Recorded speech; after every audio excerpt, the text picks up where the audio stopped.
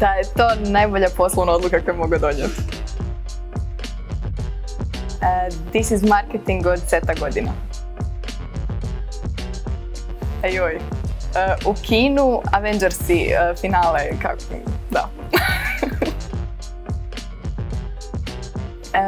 Da ako ne znaju koji je najbolji sljedeći korak, da naprave bilo koji. Da sluša savjete drugih. Ne veseli. Instagram definitivno. Iskustvo. Ljudima. I onom trenutku onom aha trenutku kad vidiš da im nešto klikne. To mi je mrak.